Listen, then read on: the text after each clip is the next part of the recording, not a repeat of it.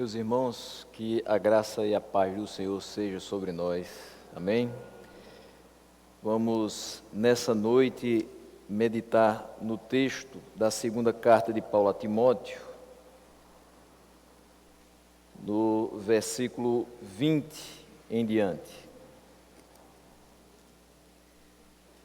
Segunda carta de Paulo a Timóteo, capítulo 2, versículos 20 a 26.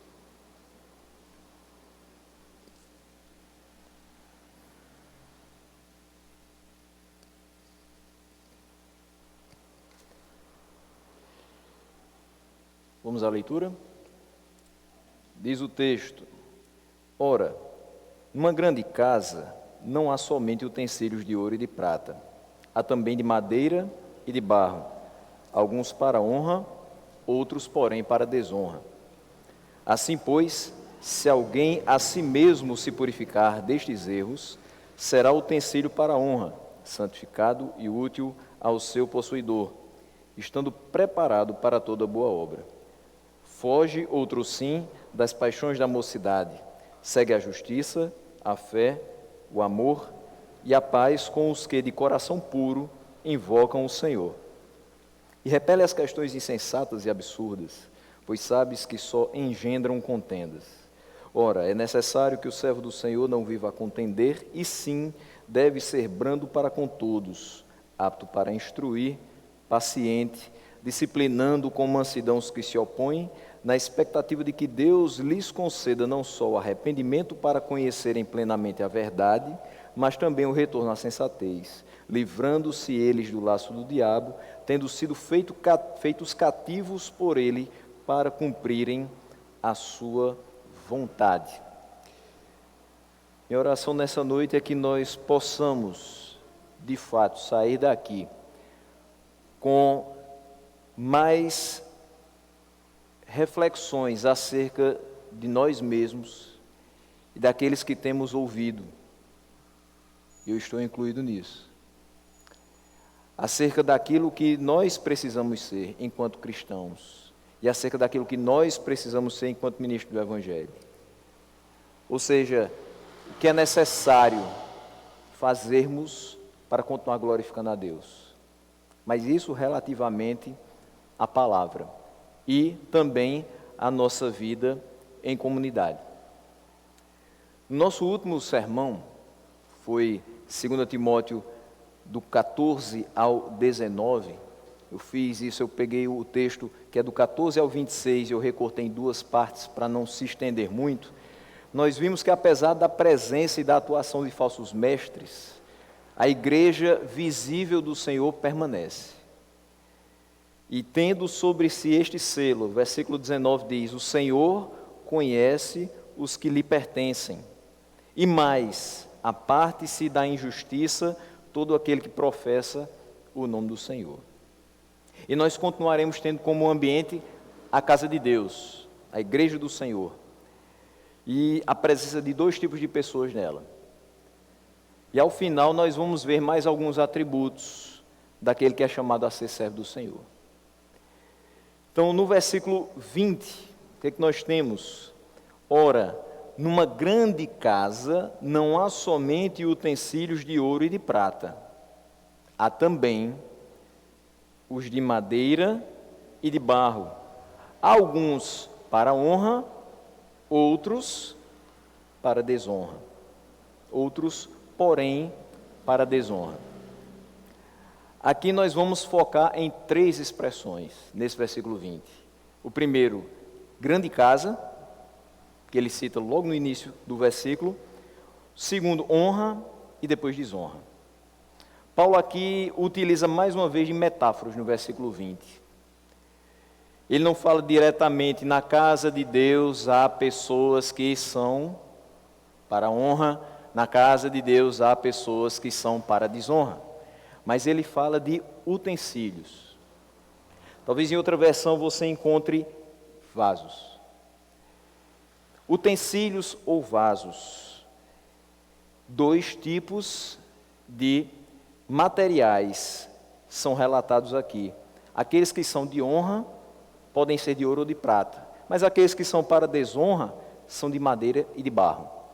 Não precisa a gente ser muito conhecedor desses tipos de materiais para saber que o valor deles é infinitamente diferente.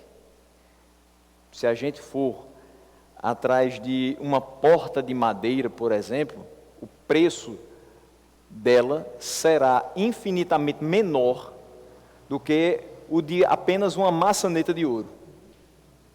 E veja só, isso nos mostra que não é a quantidade, mas é a qualidade. Você pode ter muita madeira e muito barro, mas isso não vai refletir a mesma qualidade e o mesmo valor que possuem o ouro e a prata. E a expressão grande casa, que começa esse versículo, quase que unanimemente é entendida como a casa do Senhor.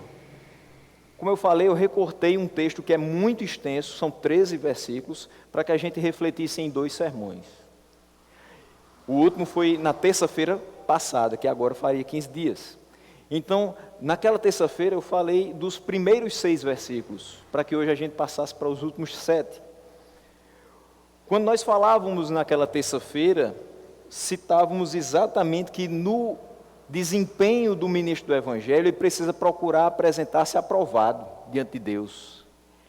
E que, diferente dos homens que se desgastam e que se entregam na entrega da mensagem do Evangelho, existem outros que são aventureiros, que são falsos mestres, e que a linguagem deles corrói feito câncer. Porque aquilo que eles falam não é verdadeiro, aquilo que eles falam não é eterno, aquilo que eles falam não instrui, pelo contrário, gera falatórios inúteis e profanos. Portanto, quando nós olhamos para aqui e vemos esses falsos mestres atuando, nós percebemos que muitas pessoas daquele círculo onde estava Timóteo estavam dando ouvidos a falsos mestres, mas também a falsos crentes. E sendo assim, eles estavam não somente se desviando, mas desviando a outros. Mesmo que isso acontecesse, o firme fundamento de Deus permanece, ou seja, a igreja permanece. E aí o texto continua falando sobre a igreja, numa grande casa, ou seja, na igreja do Senhor,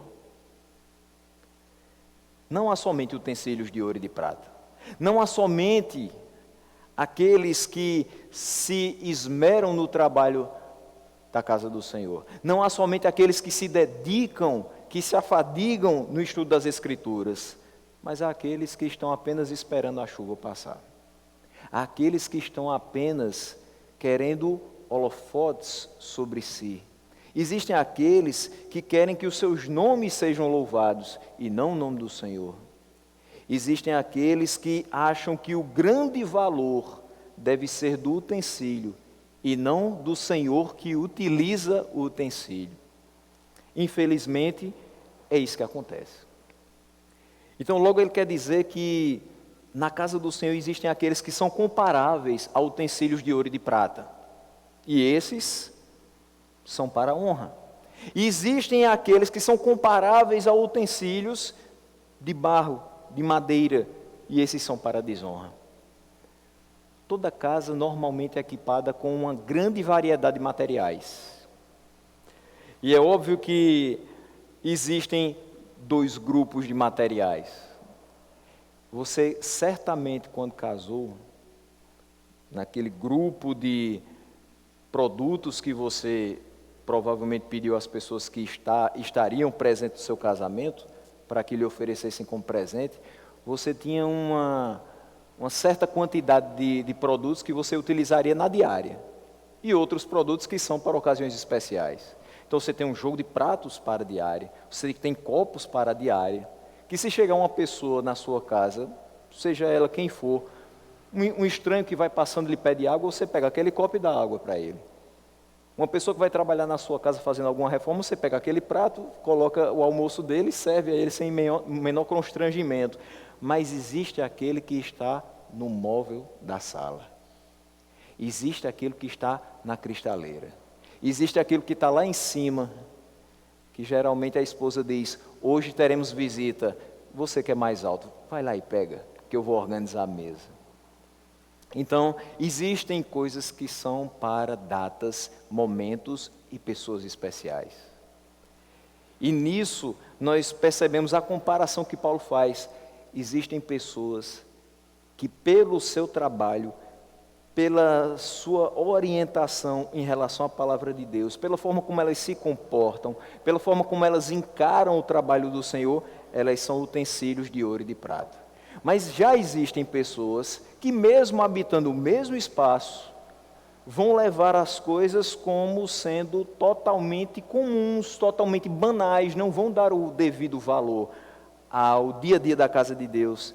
Elas serão vistas como madeira e barro, ou seja, tão comuns quanto a visão comum que elas têm das coisas divinas.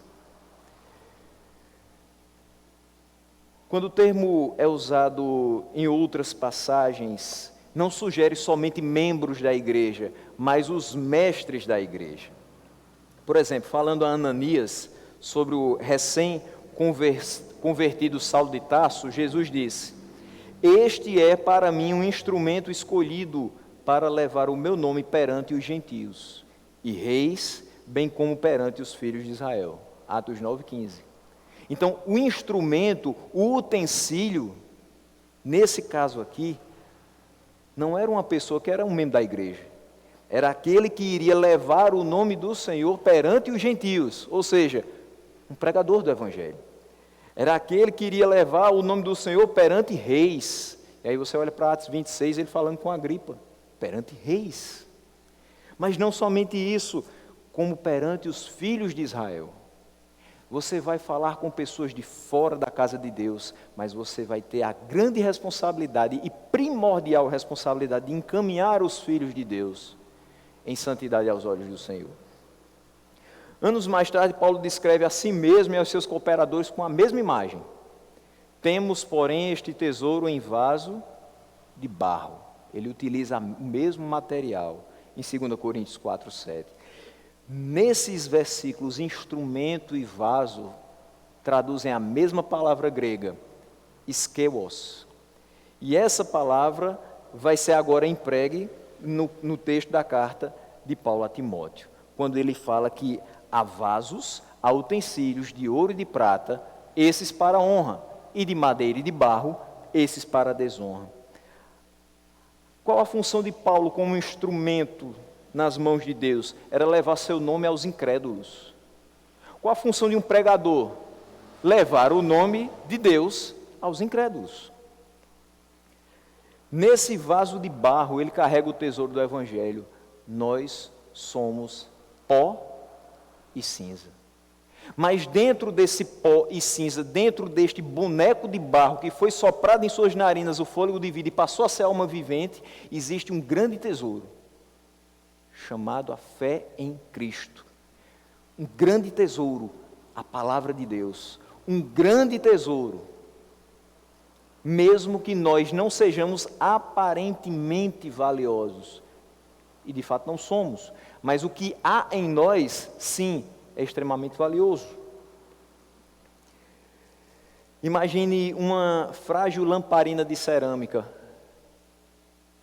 Ela aparentemente não serve para muita coisa, mas ela carrega dentro de si luz.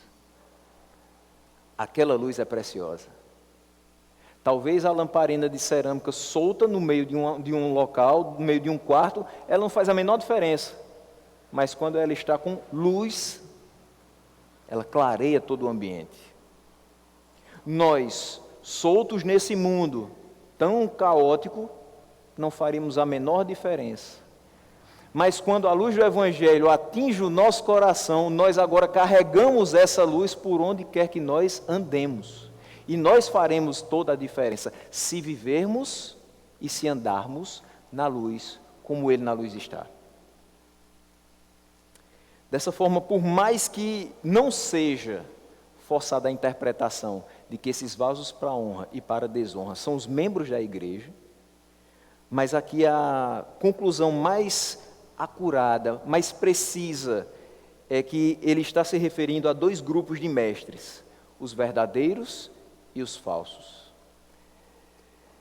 Até porque no parágrafo anterior, que foi o que nós pregamos anteriormente, ele vai falar de um mestre autêntico, um mestre verdadeiro, um mestre dedicado, e aponta para Timóteo. Mas ele também vai falar de falsos mestres, mestres que estão falando totalmente coisas deturpadas e que estão fazendo com que muitos sigam o caminho do engano, Himeneu e Alexandre.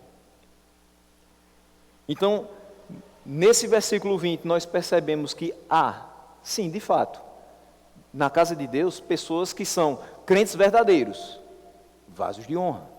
E existem crentes que ainda não completaram totalmente um processo de conversão. Na realidade, não um processo, um ato de conversão. E é por isso que eles não entraram no processo de santificação. E ainda mostram características muito fortes do velho homem. E esses são os vasos de desonra. Mas, por mais que a gente possa, sim, observar isso, o texto vai fazer uma referência muito mais forte a mestres verdadeiros e mestres falsos. Comparando principalmente, pegando o bloco inteiro, Timóteo, Himeneu e Alexandre. E as indicações a seguir no versículo 21 são voltadas para que Timóteo mantenha o ministério concedido por Deus. Por isso que a conclusão mais correta é que ele vai falar para ministros, e não somente para os membros da igreja. Mas como eu venho falando em todas as exposições a respeito da segunda carta de Paulo a Timóteo, tudo isso que vai ser falado aqui serve para nós também. Eu vou continuar relacionando todas as coisas. Mas a princípio, Timóteo é exortado a manter o ministério que Deus lhe concedeu, sem permitir que ele seja manchado por questões nas quais ele mostre imaturidade, não somente na fé, mas na vida. Lembre-se, Timóteo é jovem. E Timóteo pode, por mais que ele seja muito maduro na fé para o tempo de evangelho que ele tem, ele pode ainda se deixar levar por algumas coisas.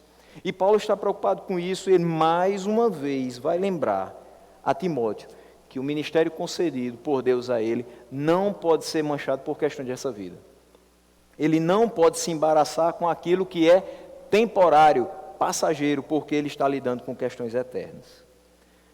Então vamos lembrar que o bloco textual vai do versículo 14 até o versículo 26. Quando Paulo cita aqui: assim, pois, se alguém a si mesmo se purificar destes erros, onde é que estão os erros? A gente acabou de ler aqui sobre vasos para honra e vasos para desonra. Ele não citou, a princípio, erros. Onde estão? Versículo 14 e versículo 16. Então ele retoma os dois versículos. Se alguém se purificar destes erros, versículo 14, contendas de palavras. Primeiro erro que ele deve evitar. Quando ele diz, recomenda estas coisas, dá testemunho solene a todos perante Deus, para que evitem contendas de palavras. Ou seja, assim, pois, se alguém a si mesmo se purificar, ou seja, se afastar, evitar contendas de palavras. E versículo 16, evita igualmente falatórios inúteis e profanos, pois os que deles usam passarão a impiedade ainda pior, ainda maior. Então, se alguém se purificar destes erros, será utensílio para a honra. Timóteo, se alguém evitar contendas de palavras, e se alguém evitar falatórios inúteis e profanos, em resumo, se alguém não perder tempo falando o que não deve, falando o que não produz, falando o que não é conveniente, falando o que não edifica, será utensílio para a honra.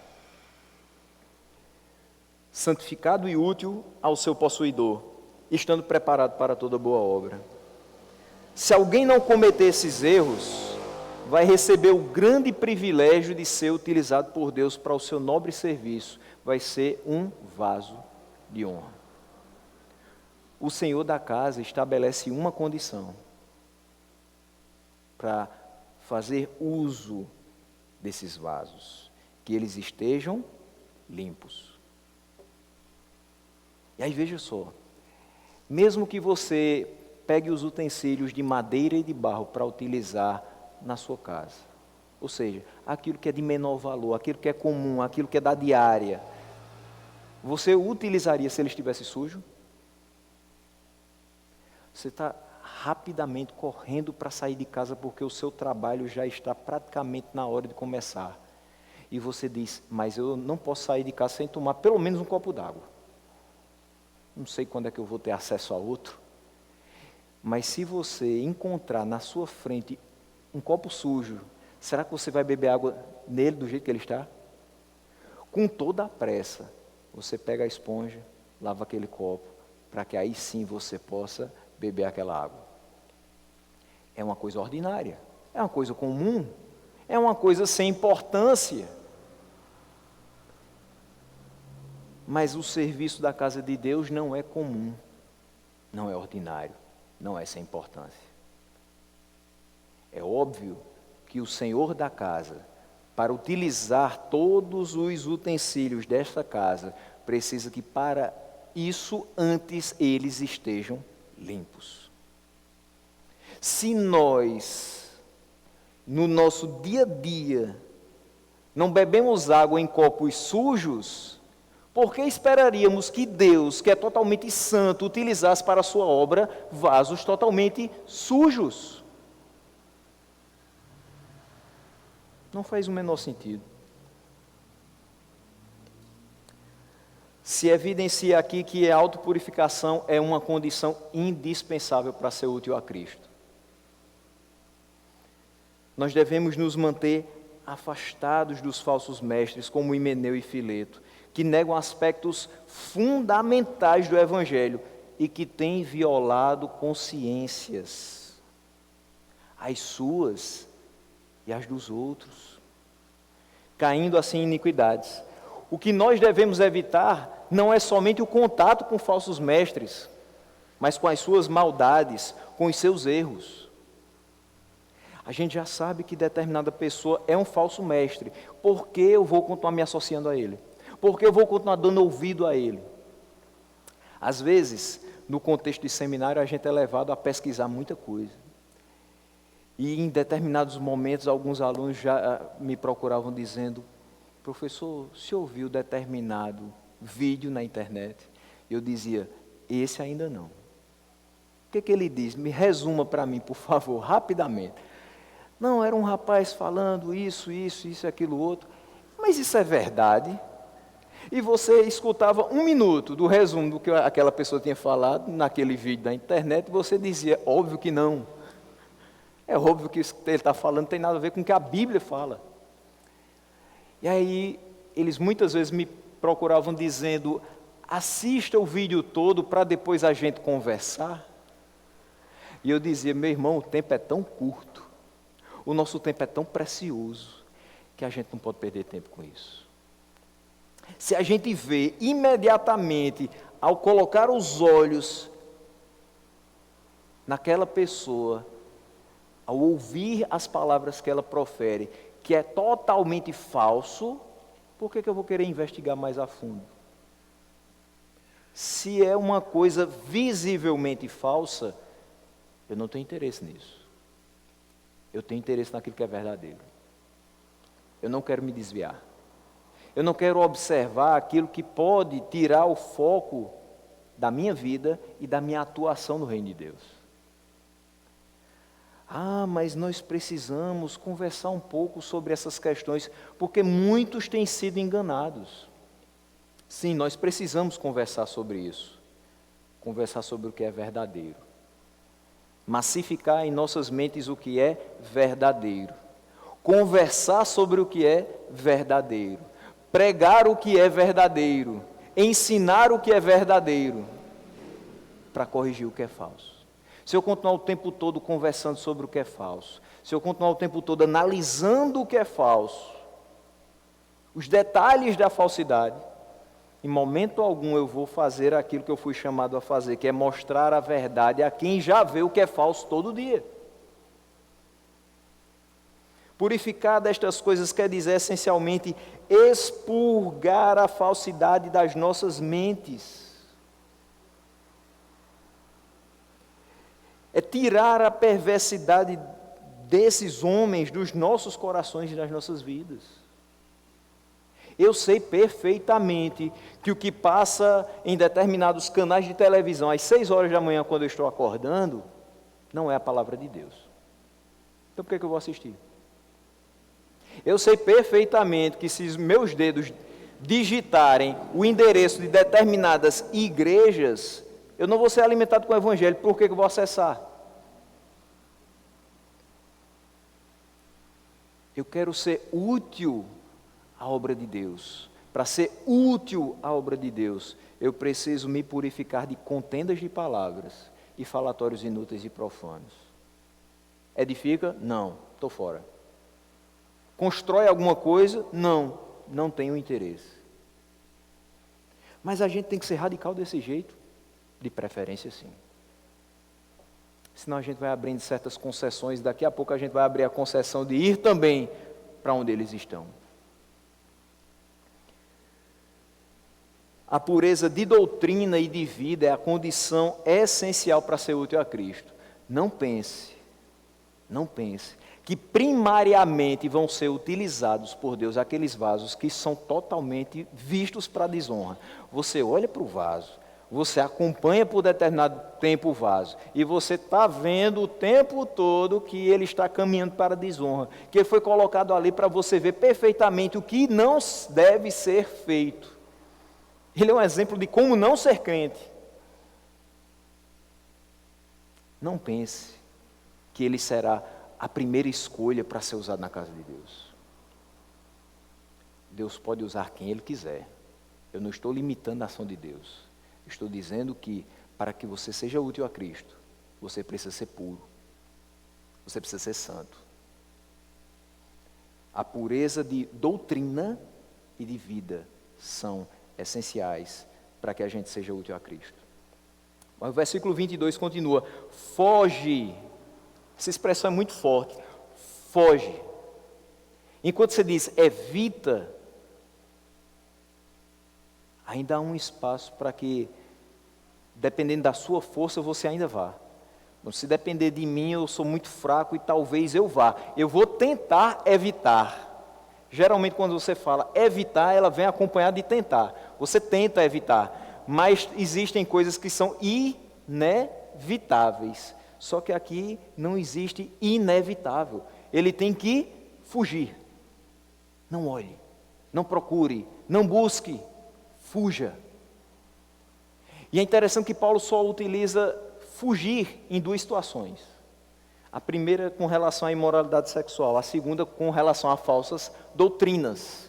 Ou seja, da mesma forma que você deve fugir daquilo que vai fazer com que o seu corpo não glorifique a Deus, você deve também fugir daquilo que pode fazer com que sua mente e o seu coração não glorifiquem a Deus.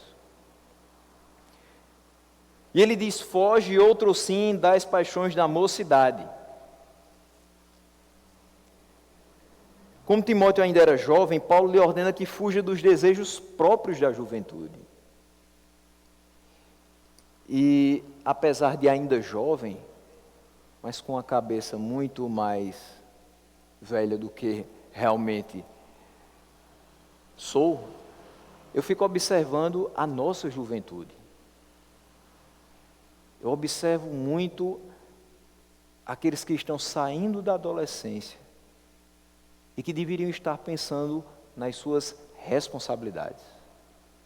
Aqueles que já estão no começo da vida adulta, entre os seus 20 a 25 anos, e que deveriam estar pensando, de fato, em construir uma família, naquilo que devem fazer como profissão para também glorificar a Deus, naquilo que vão fazer de produtivo na casa de Deus. O que eles vão fazer com tudo aquilo que eles foram juntando anos e anos de escuta, de sermões, de pregações, de estudos. O que eles vão fazer com tudo isso? A gente percebe algumas características, principalmente na geração mais nova, dessa geração anos 2000. Aconteceu que no final das contas, o bug do milênio nos computadores não existiu. Mas parece que houve um bug na cabeça de alguns crentes. Eles não estão mais compreendendo que dá para ser jovem e ser crente de verdade. Dá para ser jovem e viver para a glória de Deus, se afastando do caminho mau, da aparência do mal. O que é desejo próprio da juventude? Impaciência, é uma característica. Quando ele fala desejo, não é só aquilo que se quer, é aquilo que se apresenta enquanto personalidade. Você olha para um jovem hoje, ele é totalmente impaciente. Quem tem filho adolescente sabe o que é isso. Ah, pai, mas eu quero agora. Calma, não é agora, é daqui a pouco. Ah, mas está demorando demais. Nunca vai pegar uma fila do Bradesco esse menino. Ah, pai, mas eu queria viajar tal dia. Não, a família vai toda tal dia. Não, mas eu vou com meus amigos. Não, nós não vamos permitir que você vá com seus amigos. Ah, então vou só. Que impaciência é essa? Coisas da juventude, de quem ainda não tem a capacidade de dizer, eu tenho que esperar. Não é agora. Se for agora, talvez não tenha o mesmo valor. Lembra aquelas coisas que você trabalhou 10, 15, 20 anos para conseguir e finalmente você tem na mão? Tem um valor muito grande, não tem? Mas talvez aquilo que você saiu do seu trabalho e comprou, não tem dinheiro, valor nenhum. A casa que a gente compra, que a gente paga em 30 anos, juntando as moedinhas mês a mês, quando a gente termina de pagar, a gente fica muito feliz. A gente dá um valor muito grande à casa da gente. E quando ela começa a cair aos pedaços, a gente chama uma grande equipe de pedreiros para que ela fique sendo ajeitadinha, porque é a nossa casa. A gente trabalhou por ela, a gente esperou por ela, com toda a paciência. Mas aquilo que você sai do trabalho, por exemplo, hoje nós não temos mais jornal impresso, mas há um tempinho atrás, quando você saiu do seu trabalho e você comprava um jornal, um Diário da Borborema, por exemplo, R$1,50. Depois que você lia todos os cadernos que você tinha vontade de ler, o que você fazia com ele? Jogar num canto da casa. E ele ia servir para quê depois? Quando você fosse fazer a próxima pintura, ele ia ficar no chão, para não arranhar ou manchar a cerâmica da casa. A casa tem muito mais valor do que o jornal. Porque o jornal eu posso conseguir de qualquer maneira, eu não tenho um esforço para isso. Mas a casa eu tinha que ter paciência e perseverança para conseguir. A impaciência, no caso de Timóteo, poderia ser a vontade de querer que tudo acontecesse imediatamente. É pregar e ver o povo convertido. É pregar e ver o povo se dobrando diante do Senhor e dizendo, eu sou o pecador, Senhor, perdoa-me. Mas isso não acontece toda hora. A gente passa anos e anos pregando, e mesmo aqueles corações que a gente sabe que são totalmente petrificados, ainda assim permanecem duros.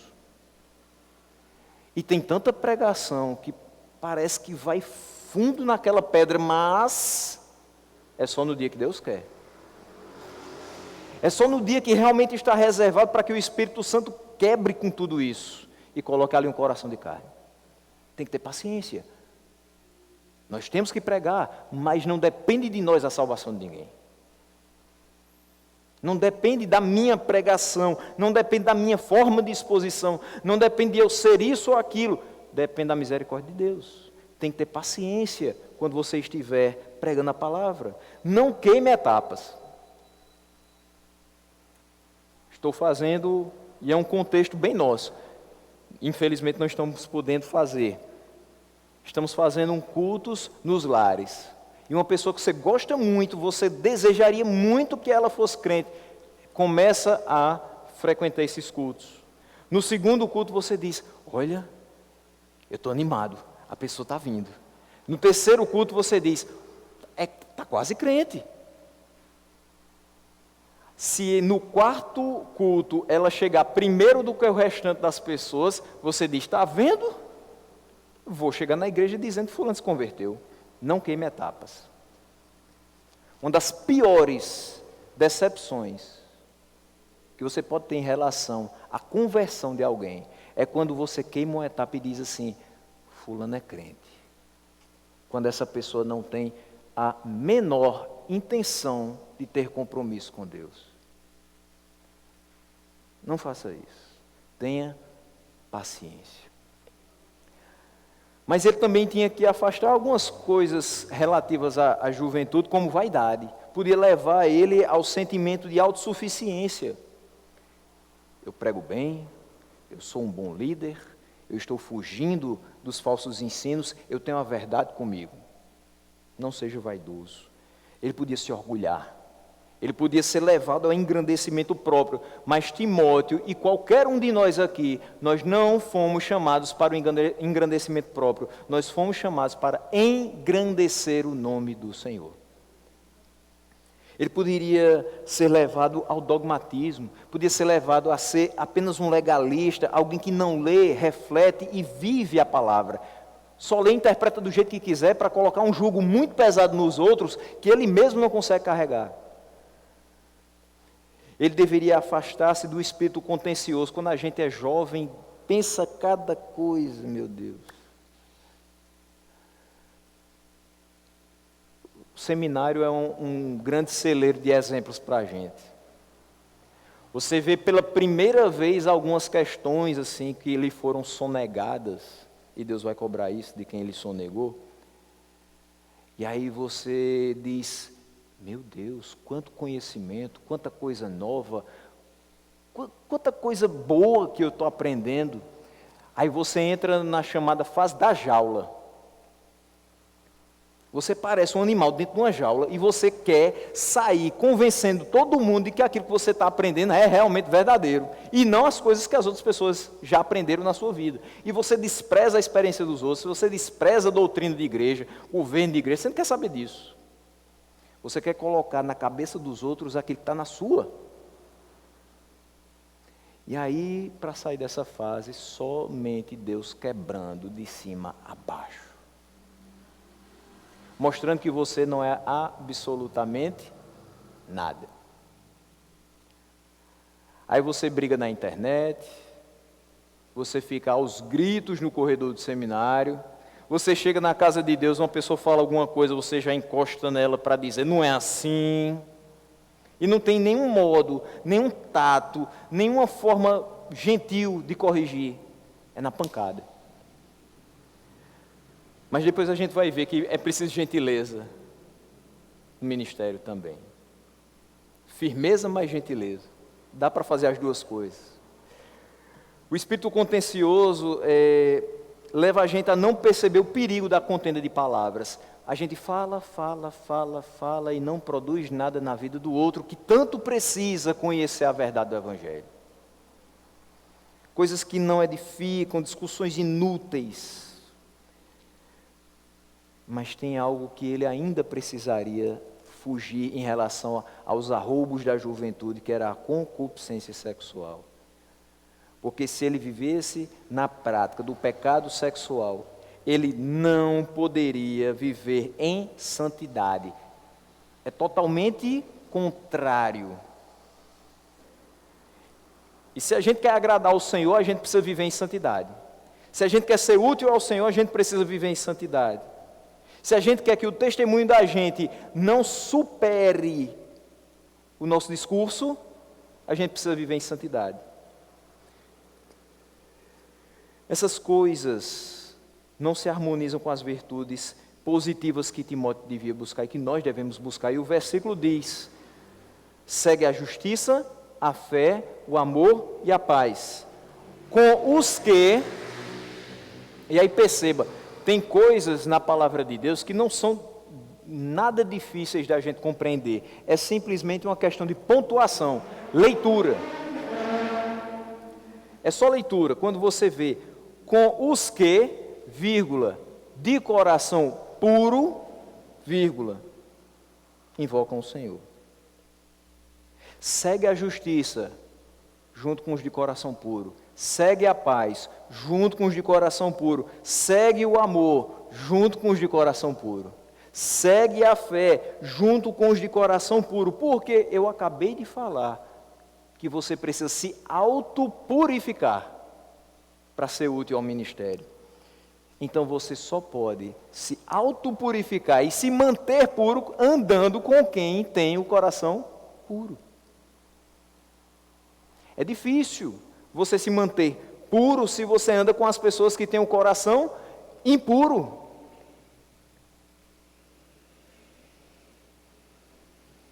Já diz um versículo da palavra que as más conversações corrompem os bons costumes.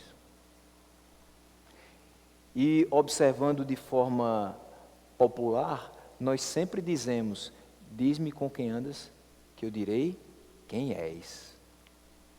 E eu direi também se eu vou junto. Eu não vou, se eu souber que você não é a pessoa que eu espero. Eu não vou junto no caminho em que as pessoas têm coração impuro, porque eu preciso me purificar para ser útil a Deus. Fazendo isso, seguindo a justiça, o amor, a fé, a paz, ele vai ter companheirismo com aqueles que com o coração puro invocam o Senhor.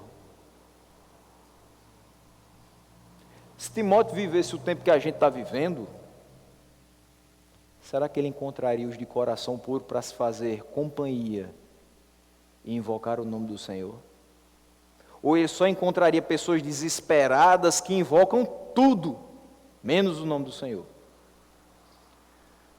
Mas pastor, são mais de 121 mil mortos, e eu não desprezo nem o número, nem a situação. Mas eu quero dizer que muito mais poderoso do que este microscópico vírus é o Senhor a quem nós devemos invocar com o coração puro. E tem muita gente esquecendo isso.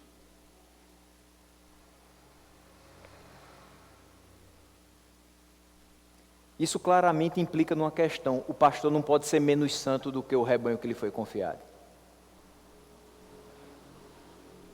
Trocando em miúdos, eu não posso pregar doutrina e moralidade se isso não estiver na minha vida. Eu não posso subir a um púlpito e cobrar das pessoas uma vida de santidade se eu não for santo. Eu não posso cobrar das pessoas um comportamento em um vaso de honra se eu for um vaso de desonra.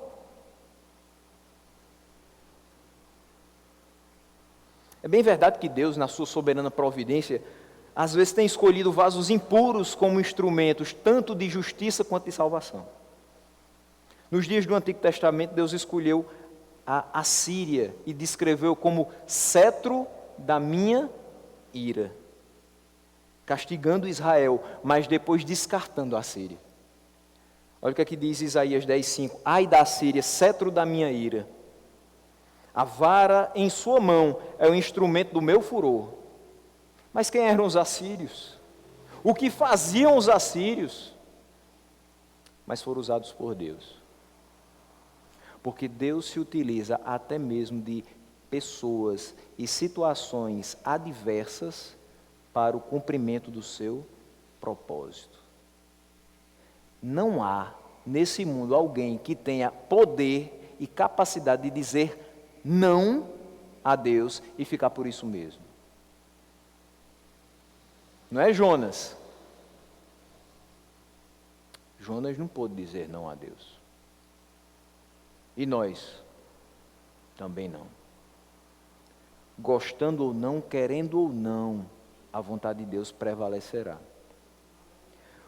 O rei da Babilônia, Nabucodonosor, ele chama de meu servo e usa para julgar o povo de Deus. Olha o que aqui diz aqui o texto de Jeremias 25, versículo 9. Eis que mandarei buscar todas as tribos do norte, diz o Senhor, como também a Nabucodonosor, rei da Babilônia, meu servo, e os trarei contra esta terra, contra os seus moradores e contra estas nações em redor, e os destruirei totalmente, e os porei por objeto de espanto, de assobio e de ruínas perpétuas. Instrumento de justiça, nas mãos de Deus, meu servo, Mas quem era Nabucodonosor? Rei da Babilônia. Mas nas mãos de Deus, para o propósito de Deus, foi servo. Ciro, rei da Pérsia, foi chamado de pastor e ungido e usado para resgatar esse povo. Isaías 45:1, assim diz o Senhor ao seu ungido, a Ciro, a quem tomo pela mão direita para bater as nações ante a sua face, e para descingir os lombos dos reis, e para abrir adiante deles as portas que não se fecharão. E aí, veja quando o versículo 2 começa a falar, eis que irei adiante de ti, quebrarei as cadeias de bronze, os portões de ferro. É utilizando Ciro, um iníquo, um perverso, e chamando-o de ungido, enviado dele, para resgatar o seu povo. Ciro se salvou então. Ciro passou a ser uma nova criatura depois disso. Ciro respondeu por cada um dos seus pecados. Não quer dizer que porque Deus se utiliza dos vasos de barro e de madeira, que esses vasos de barro e de madeira são extremamente especiais nessa obra. Eles são usados pontualmente, porque Deus usa a quem Ele quer, da maneira que Ele quer, no tempo que Ele quer. Mas se de fato nós queremos ser vistos e nos ver e nos considerar e ter a nossa mente tranquila em relação a isso, de que nós somos de fato úteis na obra de Deus, de que nós estamos vivendo como aqueles que são a menina dos olhos de Deus, nós precisamos viver em santidade. Ah, mas Deus não usa os iníquos? Mas o prazer dele está em utilizar os limpos de coração. Aqui, falando desses 3 casos, eu estou citando a exceção. Deus utilizou, mas foi a exceção. A grande ênfase da Escritura é que Deus escolhe vasos limpos, instrumentos de justiça para o seu uso e para o cumprimento dos seus propósitos. Olha o que diz Romanos 6, 12 e 13. Não reine, portanto, o pecado em vosso corpo mortal. A gente podia parar por aqui.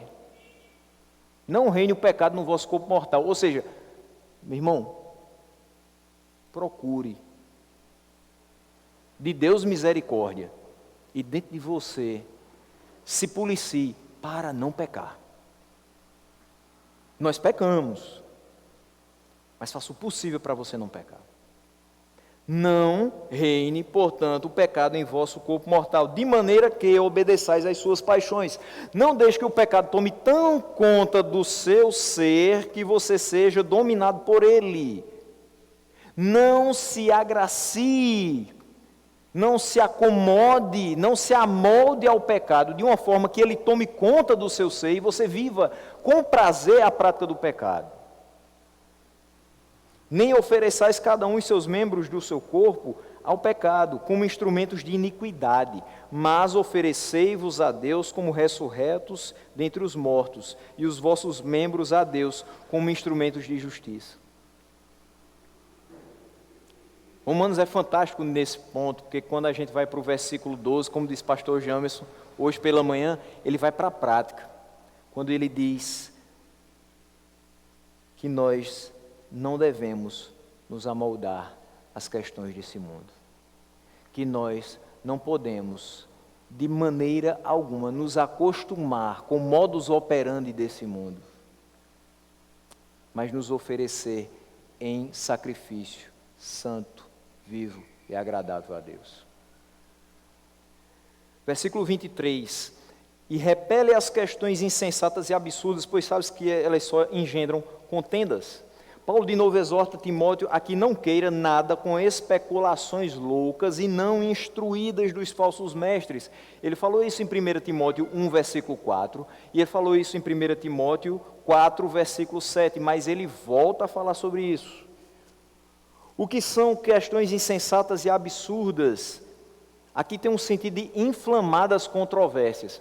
É óbvio que determinadas controvérsias foram necessárias para que a gente chegasse até esse ponto aqui.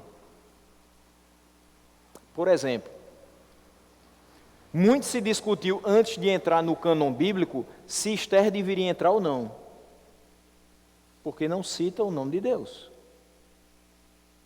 Mas Esther entrou. Muito se discutia a respeito da epístola de Tiago, se deveria entrar ou não no cânon, porque aparentemente, para alguns, entrava em choque com a pregação de Paulo com relação à justificação pela fé somente e não pelas obras. Porque quando o Tiago diz que a fé sem obras é morta, então parece que você está então entrando em conflito, quando não está. Ele está simplesmente dizendo, em outras palavras, aquilo que Paulo fala em Efésios 2, versículos 9 e 10. Que nós devemos, por fé e por sermos salvos e regenerados, viver na prática de boas obras. Se você tem fé, você pratica boas obras. Por quê? Porque você foi regenerado para andar nestas boas obras que na eternidade foram preparadas para que os regenerados andassem nelas.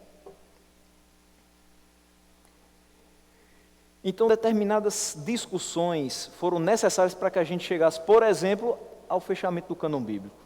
Foram necessárias para que a gente compreendesse o que tudo isso aqui tem de doutrina, de ensinamentos, de correções, de mensagens de ânimo. Mas determinadas controvérsias são inflamadas demais.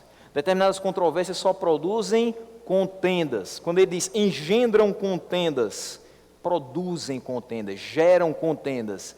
Aquela discussão só vai gerar briga, não vai gerar entendimento.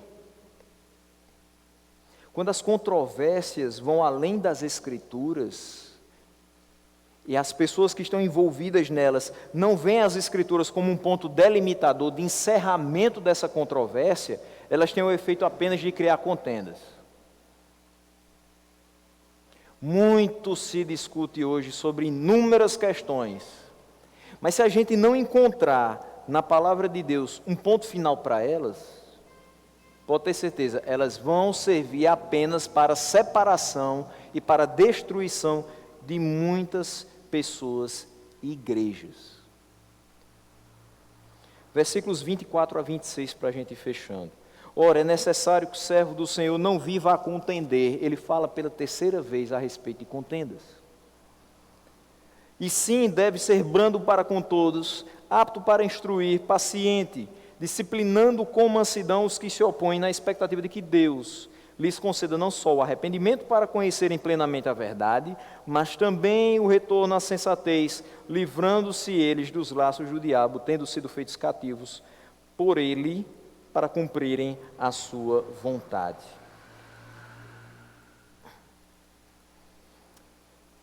Na primeira metáfora ele utiliza utensílio ou vaso, e o termo utilizado foi skebos. Na segunda parte o apóstolo Paulo vai substituir por doulos. Aqui Timóteo é advertido de que o servo, o escravo do Senhor, tem primeiramente como seu modelo a Jesus, que é manso e humilde de coração. E ele não deve contender. A palavra de Deus necessariamente não precisa ser defendida, ela precisa ser pregada. Tem pessoas que só falta estapear os outros aí na rua para defender a palavra de Deus. Pregue, tem mais efeito. Esqueça contendas, fuja das contendas, pregue a palavra, viva a palavra, e isso será suficiente. Para que eu defenda a fé cristã, eu não preciso depreciar as outras pessoas, eu preciso valorizar o que é verdadeiro. Apologética não se faz necessariamente detonando as outras religiões ou depreciando os falsos mestres, até porque eles já fazem isso conosco, então a gente vai estar se igualando a eles. A apologética se faz pregando a palavra verdadeira. Defender a fé cristã é pegar tudo que está aqui e tudo que está aqui e transmitir para os outros que não conhecem a palavra.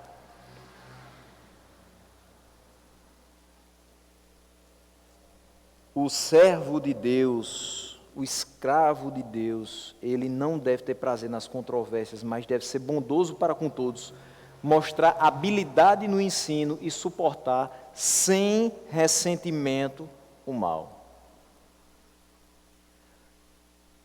Nós escutamos hoje pela manhã de forma muito perfeita. Paulo ia para uma cidade, era preso, solto, voltava a pregar o evangelho. Ia para outra cidade, maltratado, perseguido, por muitas e muitas vezes, ele foi agredido por conta do evangelho. O que ele fazia isso depois? Pregava o evangelho.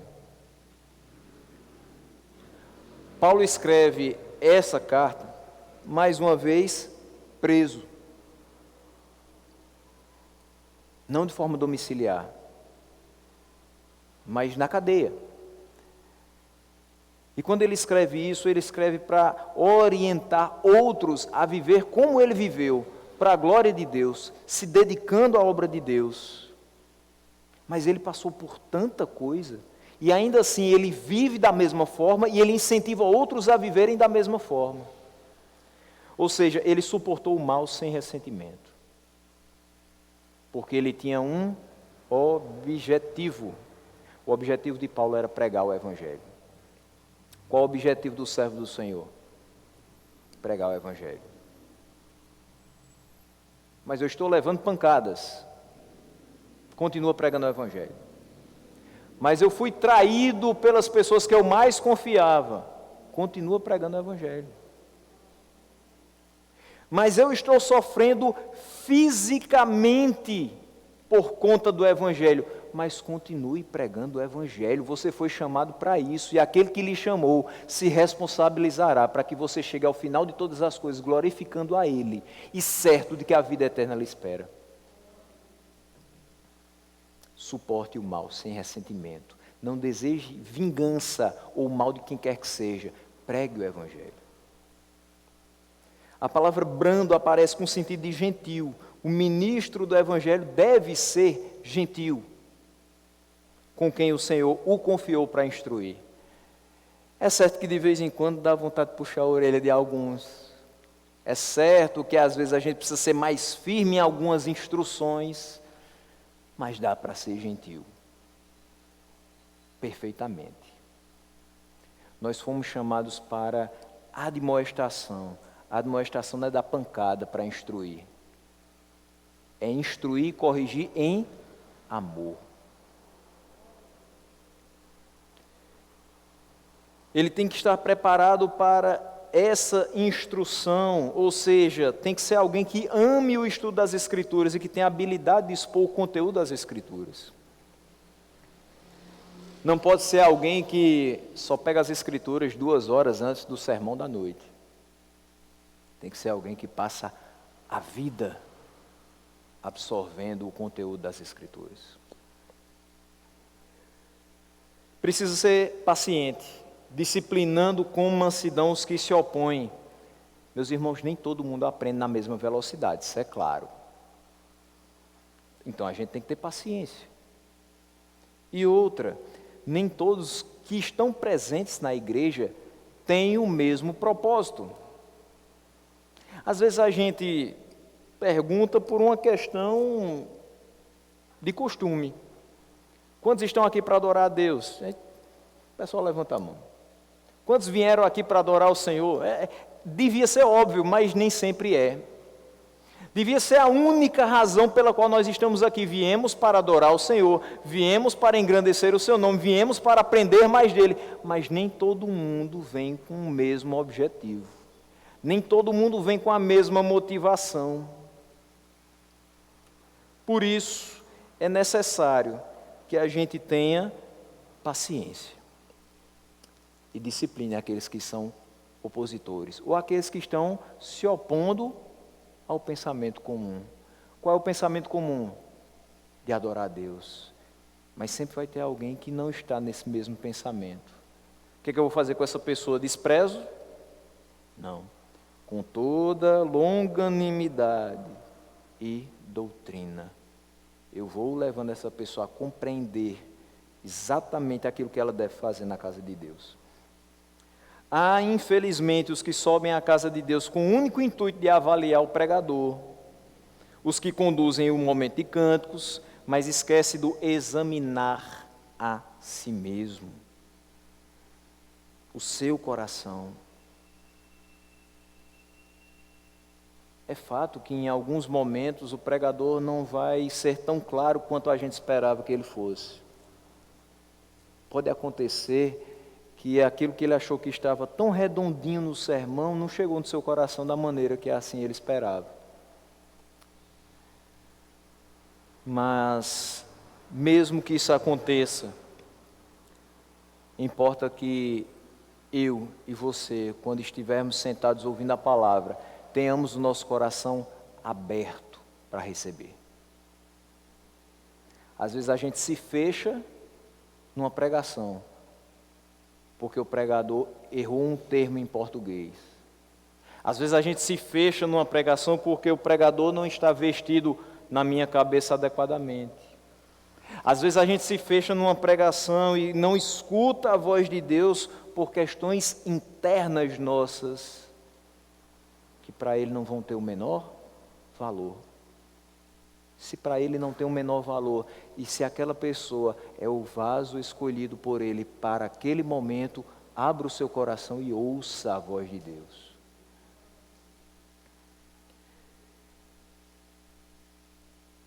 Porque nós devemos continuar pregando com longanimidade, com zelo, com amor às Escrituras, não desprezando mesmo aqueles que são nossos opositores, ou mais grave, aqueles que nos perseguem. Porque o cristão nunca deve presumir que aqueles que estão presos numa armadilha pelo falso ensinamento estão irremediavelmente perdidos. Eu gosto muito de uma expressão que pastor Rony utiliza algumas vezes aqui na igreja: nós não podemos fechar a porta do céu. É por isso que nós devemos pregar. Mas eles estão num caminho de erro, mas talvez não seja um erro eterno. Mas eles estão caminhando, tropeçando nas coisas, eles não estão indo retamente como o Senhor quer que eles andem. Então ensine a caminhar, pregue. É fácil apontar o erro, difícil é ajudar a consertar. Mas nós fomos chamados para isso. Alguém teve paciência comigo e com você para consertar os nossos erros, para que a gente fosse útil na vida do Senhor e da sua igreja. A gente tem que fazer a mesma coisa. É difícil, é custoso, mas ninguém disse que era fácil. Apenas que é muito gratificante. Fazer a vontade do Senhor é gratificante. O Evangelho deve ser proclamado a todos. Por quê? Diz aí o versículo 25. Na expectativa de que Deus lhes conceda não só o arrependimento para conhecerem plenamente a verdade. A gente prega não somente na expectativa de que o Espírito Santo convença o homem do pecado, da justiça e do juízo, mas também que ele retorne à sensatez, que ele tenha as suas faculdades normalizadas, que o pecado deixe o seu coração e habite aqui ricamente a palavra do Senhor, livrando-os do laço do diabo, tendo sido feitos cativos por ele, para cumprirem a sua vontade. Por que nós pregamos? Para que aquelas pessoas que estão perdidas lá fora não sejam escravos do pecado, mas sejam escravos de Cristo. Que elas não simplesmente sejam os isqueos de ouro e de prata, mas sejam os doulos que vão entregar as suas vidas para o seu Senhor, sem perguntar por quê ou para quê, só dizendo sim, Senhor. Termino com duas rápidas aplicações. O propósito da obra pastoral voltada para os que se opõem ao Evangelho, está nesse versículo que nós acabamos de citar, o versículo 25. Aqui a palavra usada de arrependimento, ela tem um significado maior do que arrependimento, é conversão. É conversão significando a mudança total da mente e das ações, da mente e da moral, que levam a uma mudança radical de atitude e conduta da pessoa. Conversão é isso. Tudo que estava aqui antes e tudo que preenchia isso aqui antes é jogado fora. Eu abraço uma vida com Cristo. Isso não é fruto do convencimento humano. Não foi alguém com a retórica muito apurada que me falou do Evangelho e eu disse, eu quero seguir esse Deus. Mas é sempre efetuada pelo Espírito de Deus. É um presente de Deus. Uma nova vida em Cristo. Então sejamos humildes quando nós percebemos essa mudança de vida. Se você, e aí falo mais para aqueles que nos veem, se você ainda não faz parte da família de Cristo e percebe alguma mudança no seu coração, não pense que você agora é melhor do que alguém, ou que essa mudança foi porque você despertou para alguma coisa. Você foi despertado, você foi convertido, porque por suas próprias forças você não sairia do lugar. E cuidemos de não entristecer o Espírito de Deus, mas desejemos com humildade a operação dele na nossa vida. Segundo e último ponto, olhando retrospectivamente para esse capítulo que nós agora estamos encerrando, nós podemos agora compor nas nossas mentes o retrato do obreiro ou do ministro cristão ideal, que Paulo vem desenhando com a variedade de palavras e imagens para a gente. Como bons soldados, como atletas fiéis ao regulamento e como laboriosos agricultores, nós devemos nos dedicar completamente à obra. E aí eu volto a um ponto de umas 3 mensagens anteriores. Já que ele fala tanto de evitarmos contendas de palavras e falatórios inúteis, não fica discutindo se o dízimo é para hoje ou não é. Deus não quer teu 10%, Deus quer a tua vida, porque foi Ele que deu. Ela já pertence a Ele, mas cabe a nós darmos toda a vida, ou seja, todo o tempo que estivermos aqui na terra, para Ele, para a promoção do nome dEle, para a promoção do Evangelho e para o convencimento de pessoas daquilo que é errado, para que possam acertar. Deus quer a integralidade da nossa vida na sua obra. Senão a nossa vida não tem sentido. A gente pode sair dessa vida tendo construído inúmeros edifícios, tendo inúmeras propriedades, tendo colocado inúmeras pessoas nesse mundo e que essas pessoas sejam extremamente bem-sucedidas, mas se a nossa vida não fez com que o Evangelho fosse bem-sucedido onde nós estávamos, ela não valeu nada. De que vale então o homem ganhar o mundo inteiro, ter tanto sucesso, tantas posses, tanta coisa, e não ter feito nada de bom da sua vida, para que Deus pudesse ser glorificado? Como obreiros que não têm do que se envergonhar, nós devemos ser precisos e claros na nossa exposição. Não tenta florear, fala o feijão com arroz. Você e eu somos pecadores, não há salvação fora de Cristo. Se você não crer em Cristo, o seu destino eterno é o inferno. Mas se por essa pregação, pela palavra de Deus, você se sentir tocado pelo Espírito Santo e atraído pelo Evangelho, tem solução para a sua vida, há perdão para os seus pecados e a vida eterna para você. Como vasos para uso nobre, nós devemos ser corretos em o nosso caráter e na nossa conduta, gentis e bondosos em nosso trato. Nós não podemos ser o crente que, se alguém pisar no nosso calo, a gente espalha. Eu sou crente, mas você é crente, e tira o mais da frase. Eu sou crente e lavado e remido pelo sangue do Cordeiro. Eu sou crente e regenerado. Eu sou crente e manso e humilde de coração, porque meu Senhor é exatamente assim. E eu preciso refletir o caráter do meu Senhor e não meu velho homem. O meu velho homem pode ter sido grosseiro, brigão, valente, contencioso, pode ter sido o que for, mas eu não sou mais o mesmo, se de fato Cristo entrou no meu coração. Essa é a nossa responsabilidade de labutar e sofrer pelo Evangelho.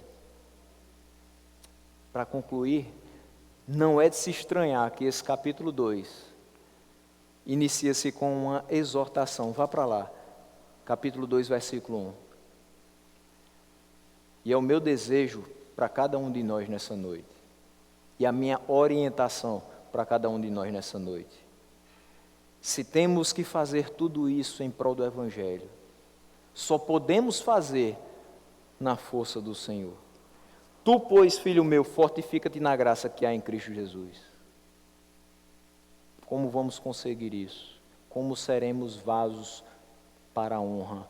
Como seremos servos fiéis do Senhor? Como seremos úteis à promoção do Evangelho? Pela graça de Deus. Que nos fortifiquemos na graça que há em Cristo Jesus. Que busquemos viver para a glória de Deus. Que sejamos encontrados como vasos de ouro e de prata para a honra. E que como servos sejam observados todos esses atributos na nossa vida. Que isso alegre o coração de Deus. Que isso glorifique a Ele. E que isso satisfaça o nosso coração.